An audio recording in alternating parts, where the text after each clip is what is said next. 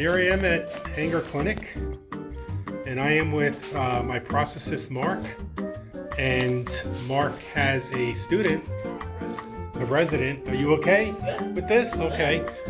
And here they are. So I am recording this for the journey. As you know, 4 years ago I weighed 400 pounds.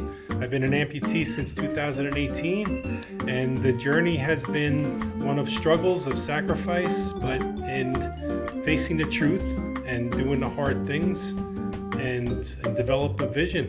So thank you.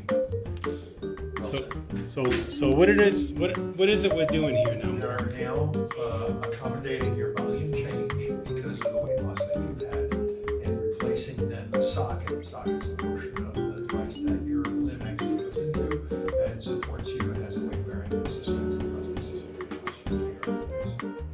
So we're going to fit you. We're going to do measurements and a rapid cast of your residual limb with your liner on, and use that then to fabricate what we call a diagnostic check socket. The diagnostic check socket is a clear plastic. It's brittle, so it can't be definitive. It allows us to heat and shape it if we need to. It allows us an assessment of making sure there's some total contact, force distribution, no pressure on any bony areas, so that you can comfortably stand. Okay.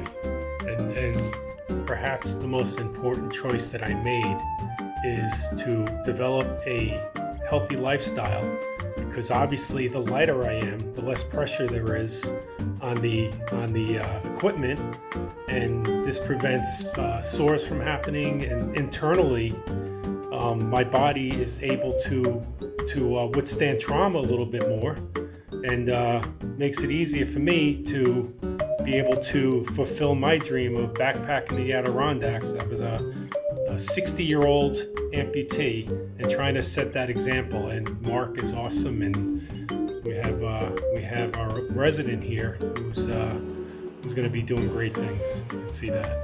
So I'm going to pause it. Fine, for Gavin's sake, I'll have you take the liner off as well so that we can take a look at the residual. Yeah. Make sure you see exactly shape. So I'm going to What kind of forces there are. remove the prosthetic. And then if you want, you have a resident. If you step over to this side, you may be able to hold that camera for him. So that Yeah, there's that'd be great. three and we can open right there. It's a cheap camera, so I can't change the midway.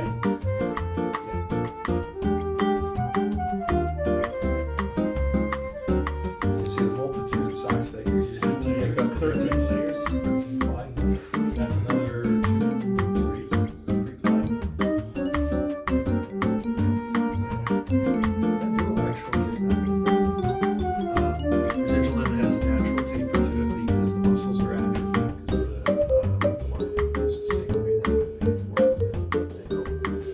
To be honest, we have to make sure we have the fibular head. We have to make sure we have everything up. So we're going to take all that into account when we start casting. Alright, so you can go ahead and pull that liner back on. Okay. And it's a rolling on technique, making sure no air is going. See when you separate the outer from the outer. There's an inner gel and an outer silicone. It needs to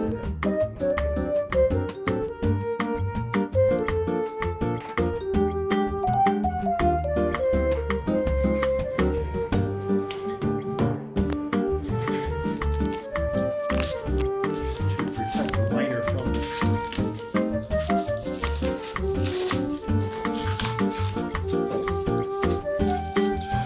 when you have the cloth covered ones, make sure you're checking, especially on a long limb, that it's all covered in the back. I did have one experience where that guy's cast is excellent suspension against cloth. It just bonds right to it. What I like to do here is keep that close by for a wrap on the outside.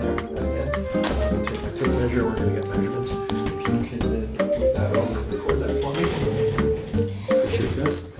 I'm going to be marking the borders of the patella.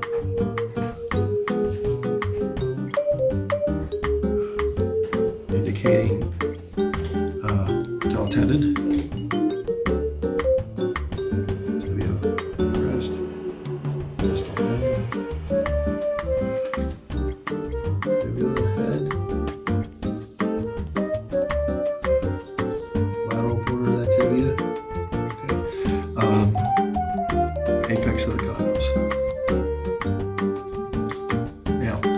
thing I'm going to do is from the tendon down, go by every 2.5. Glasses for this. His length, I'm going to start with, I'm going to tell you, is 17.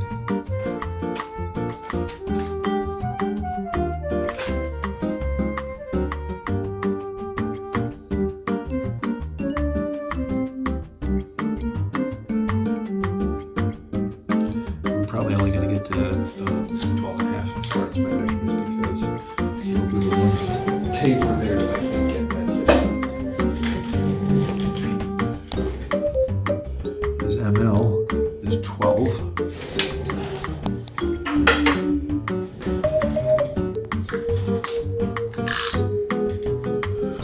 Knee 41.2. Tendon 36.5, 35.5, 33.7, 32.5, 31.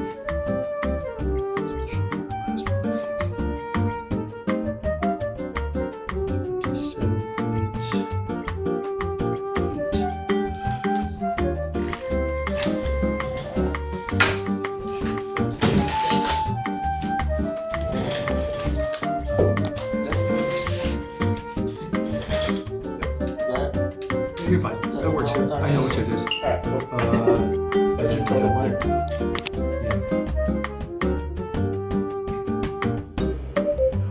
Did I take? No, you're fine. Okay, that's why. Because I'm thinking. Is this your amputee? I'm thinking 0, and so we're off by 1. That's fine. Okay, that's what I Just thought. cross those 2 out for me to make sure I know. And this is why I do it that way. Okay. I'm on my own. When I go into the chart, it gets kind of confusing that way too, because there is no knee, there is no patella. Gotcha. So everything actually will be down to 15. Okay. Because they'll count those as 0, which Okay. 2.5 before mine. So if you ever see my measurement chart, you'll see this one, Yeah.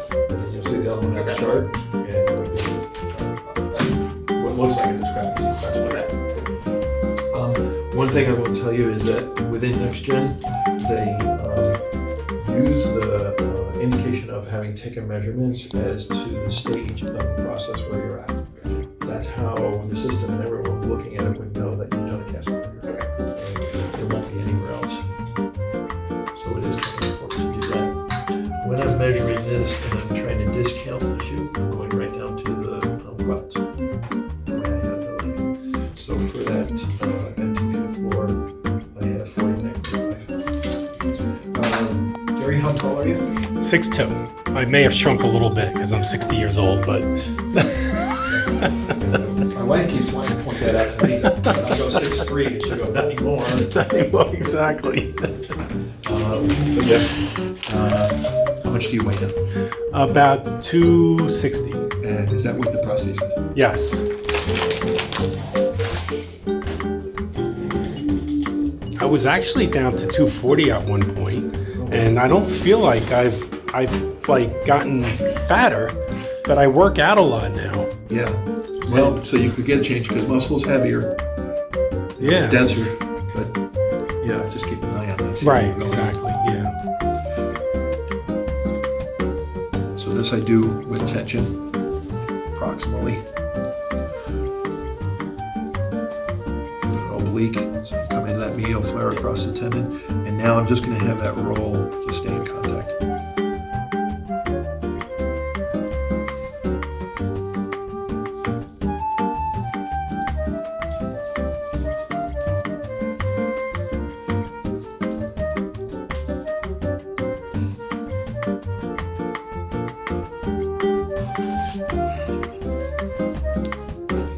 And one thing I learned watching Mark is when you're doing this, make sure you don't forget to put your gloves on. Yeah, that same sticky on the cloth. Yeah, you won't want to ever do this barehanded. Your hands will turn blue. Glue with glue. Blue with glue is right.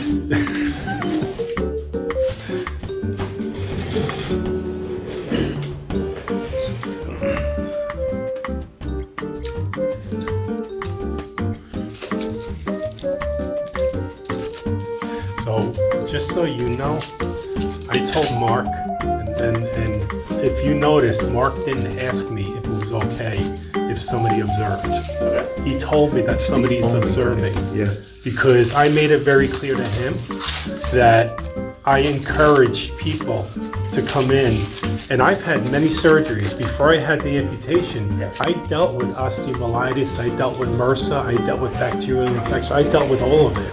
And I had Dr. McCauley, he's from Cayuga Medical Center, and he's an orthopedic surgeon. And I went to see him because podiatry was exhausting with the wound care, because I just kept reinfesting. The infection kept coming back. So he suggested the amputation, which horrified me at first. But if I could have had 1,000 medical students observing that would make me happy. Absolutely. So Mark didn't say, Jerry, is it okay if we, students observe? You don't have to ever ask me that.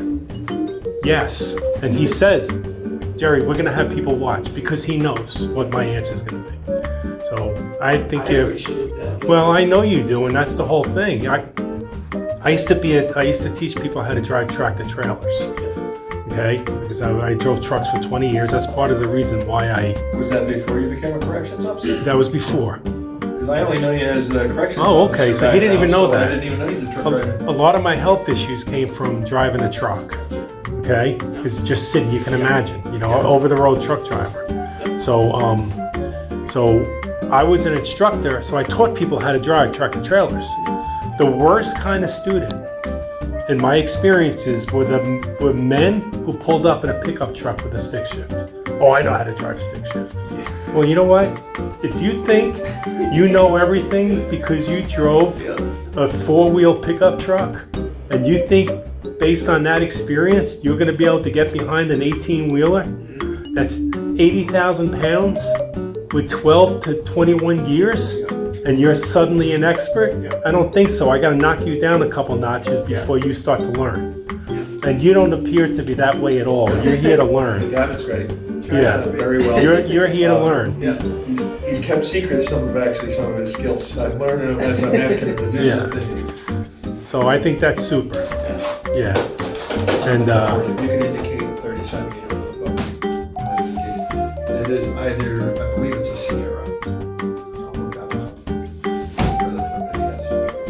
And that's why I encourage people to always, anybody who wants to come here, get somebody off the street who wants to learn what it's like to be an amputee, and then who knows, maybe even do what you do. I don't know what I want to do in my life. There's a lot of things, you're not going to learn sitting, looking at it. No. So if your slideshows in school, It's not. They teach you the right way to do things, but then there's the way that it has to get done out in the real world. And it's so practical that has to be in there. Not a doubt. Yeah. So, mentioned again, someone said a while ago that we are problem solvers, and that is what you're learning, how to troubleshoot. What you're looking at. What can we do when we see something to resolve the problem?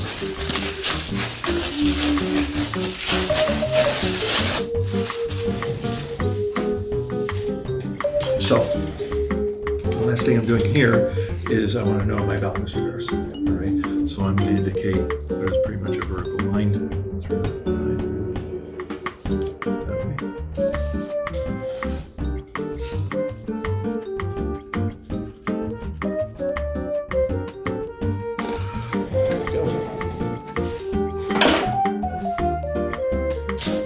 Trick is have them relax. All right. Tension on there is not going to want to let it slide. We are going to get a little bit of friction from the liner.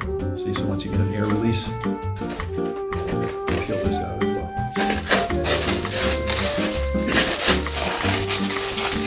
And that way some of your ink markers will still be there.